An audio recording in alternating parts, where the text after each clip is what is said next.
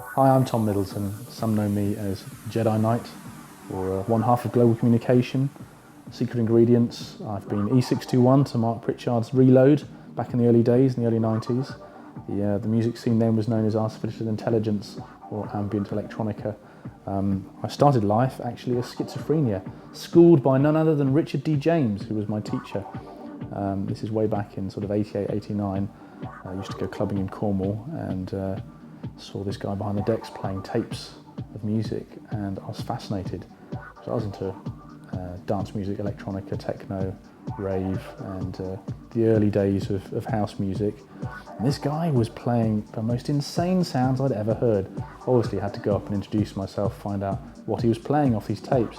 Turned out it's Richard D. James playing his own pieces of music that he'd recorded at home in his bedroom. So that was the beginnings of my friendship with Richard, and he kindly invited me back to his house, showed me his bedroom studio, and demystified the process of sound production. And it was amazing to sort of watch him at work with very, very simple, inexpensive equipment, creating these huge, vast soundscapes and really extraordinary textures. You know, he was making music using these very, very simple tools.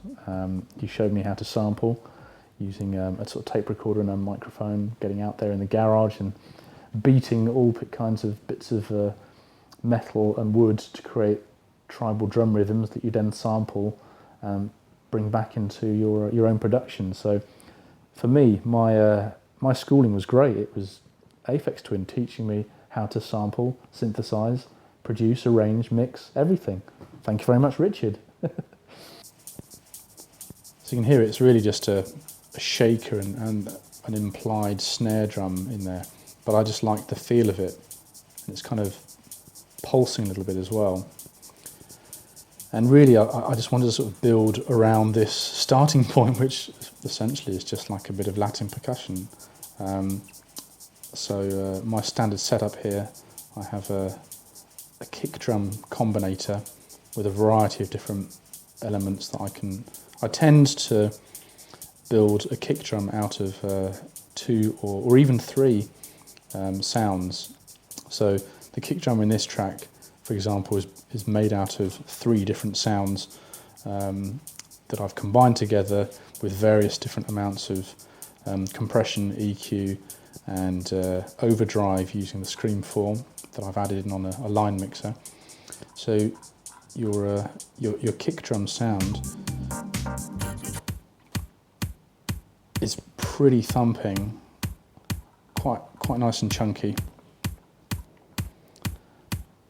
I like to slam it through the maximizer, and also I like to use a filter, the ECF 42, so if I want to lose all of the top end, I can just sweep it down, bring in a kick drum in a more smooth fashion. These are some of my typical techniques, is very smooth transitions. I tend to have a high pass and a low pass filter on practically every channel. Right up to present, I've recorded under many names. I think the most recent ones that you might be aware of, Cosmos and Amber. And there was a point, I think probably about 4 or 5 years ago, I decided that's it, no more names, it's just me, Tom Middleton. So my previous album was live tracks on Big Chill Recordings, recorded entirely in Reason, and then mixed down with some outboard gear and some other bits and pieces. But the process of writing and composing was entirely in Reason, and I created what I call the Laptop Orchestra as a means to have a palette of colours to create and compose with. So at the moment I've got this top loop and a kick drum, adding in a snare, and the snare that I'm using here comes from a refill.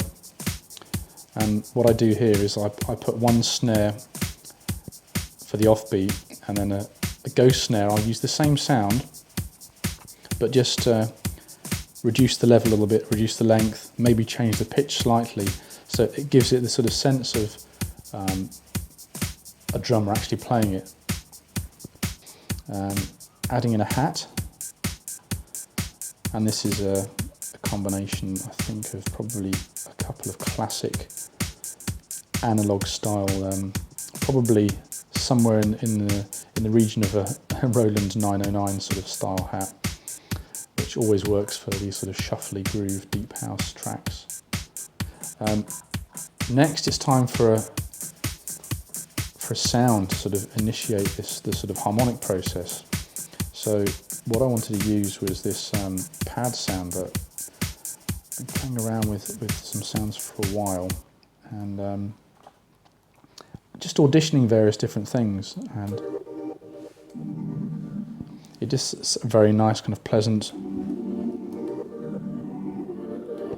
It's a one-note chord.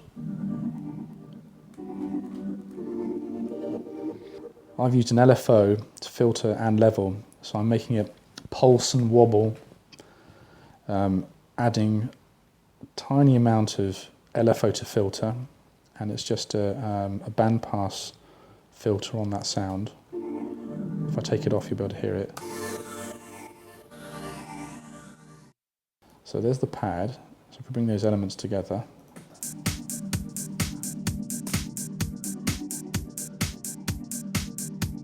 I guess my story begins when I was about 4 or 5 years old, and my dad played this music by a Japanese composer called Sao Tomita, and this music blew me away. He sat me between the sweet spot in some stereo field between two tannoy speakers and played this record, Snowflakes Are Dancing, and this really kicked off my fascination with electronic synthesized sounds.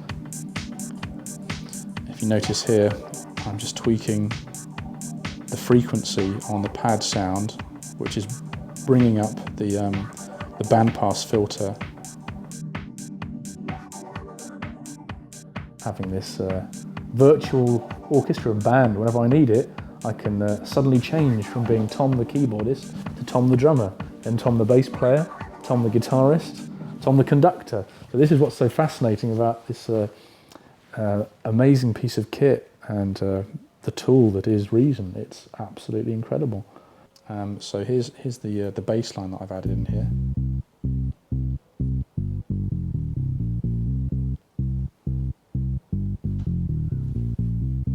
And when I'm playing a bass line in, believe it or not, I probably end up looking quite stupid to anyone that's watching me, but I will imagine playing the bass, because if you put yourself in the mind of a performer, it allows you to only play what's possible, and perhaps that makes it easier for people to get their head around the sound that you're making. So for me, a bass line, it's really important that it sounds as if a bass player played it. Another element that came in there is the what I'm calling the bleepeggio. This is another one of my Tom Middleton signature styles, if you like, very much from the Take Me With You Cosmos era of late 90s, early 2000s.